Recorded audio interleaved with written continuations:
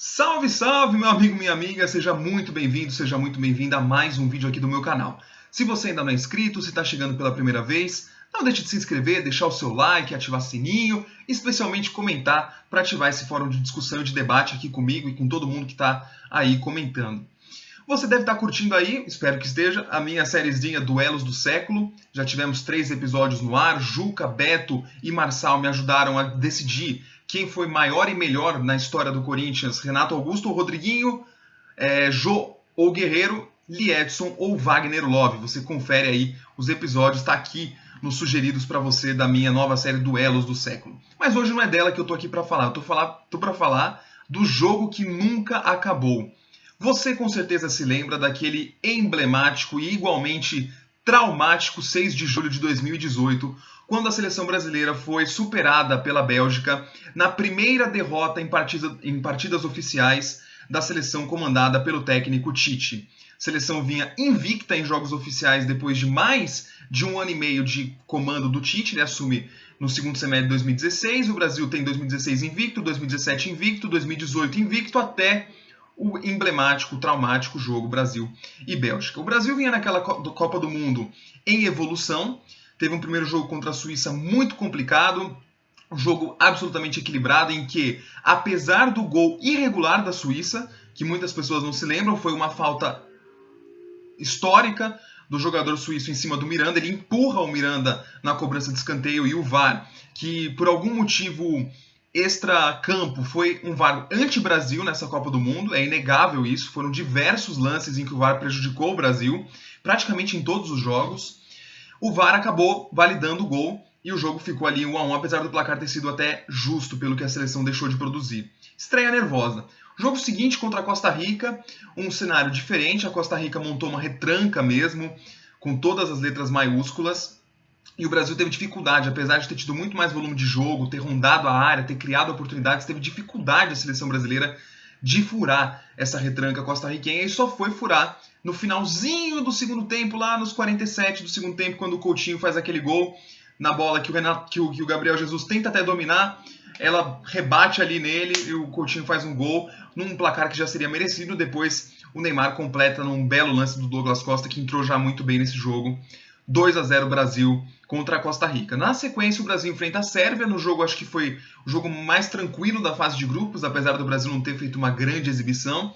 Foi um primeiro tempo mais morno, mas o Brasil conseguiu abrir o placar mais cedo, com o Paulinho, um belo gol do Paulinho, aliás, um gol com a cara, com a assinatura do Paulinho, numa grande jogada também do Felipe Coutinho, numa bela enfiada de bola.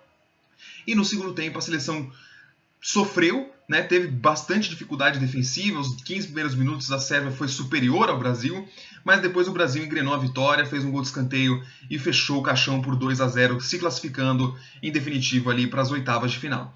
Nas oitavas, a primeira bela exibição da seleção brasileira, apesar dos 25 primeiros minutos bem complicados contra o México, em que acho que o México foi até um pouco superior, também não foi essa superioridade toda que alguns pintam, não, foi um pouco superior, rondou mais a área do Alisson do que o Brasil rondou a área do Ochoa, mas o México também não criou nada de muito perigoso para a meta do goleiro brasileiro.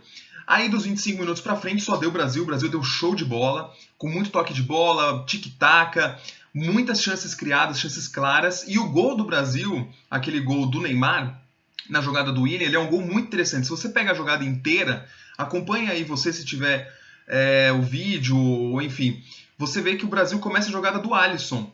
A bola vai do Alisson para os laterais, para os volantes, é uma jogada que começa no goleiro, tem 40 e poucos passes trocados e termina naquela bela finalização do Neymar, aquele carrinho do Neymar, né, num belo lance do Willian ali, puxando pela ponta esquerda e saindo do seu lugar natural, que era a direita. Bom, 2-0 contra o México, um placar justo, o Brasil foi superior. Chega o famigerado jogo contra a seleção belga, esse você com certeza nunca se esqueceu.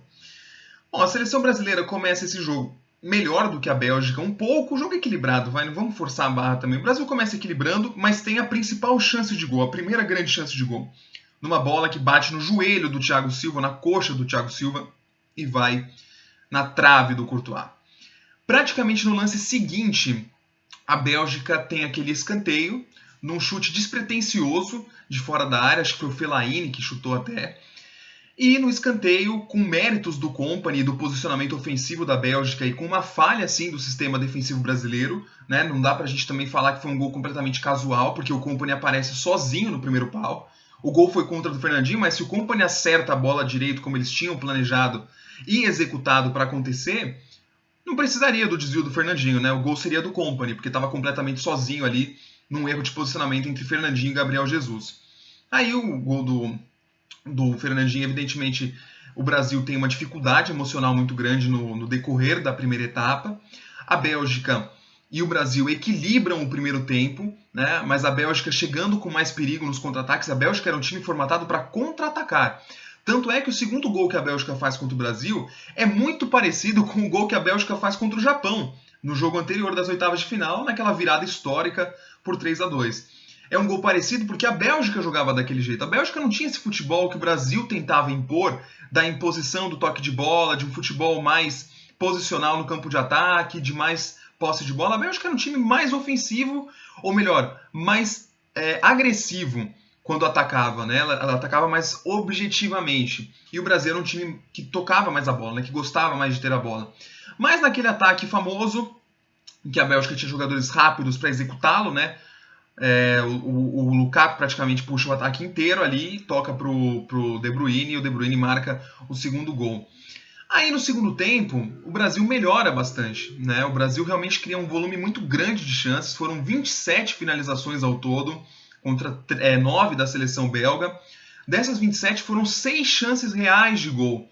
A Bélgica teve apenas 3. Então é o futebol, né? Um time tem 6, o outro tem 3, e o time que tem 3 ganha de 2-1 do time que teve 6. O Courtois estava numa noite inspirada, o Renato Augusto errou aquele chute, e este, por todos esses motivos, aquela bola que o Neymar tem no final, que o Courtois espalma de mão trocada, que a bola é no ângulo. Então as pessoas lembram muito do chute do Renato Augusto, mas não foi só esse chute que o Brasil teve de chance clara de gol. O Brasil teve diversas chances claras de gol. Uma bola que o Felipe Coutinho chapa praticamente com a visão toda aberta do gol, era só chapar ali no canto, ele chapa isolando a bola, um certo nervosismo da seleção também. Tem um lance do Firmino, um lance do Paulinho ainda no primeiro tempo, num escanteio, em que ele tá com a bola, ele e o gol assim, né, na pequena área, e a bola bate no joelho dele em vez dele conseguir chutar de fato com o pé e fazer o gol, né? Então assim, muitas chances que o Brasil realmente criou. O Brasil jogou bem esse jogo, talvez tenha sido até a melhor atuação brasileira naquela Copa do Mundo, mas o futebol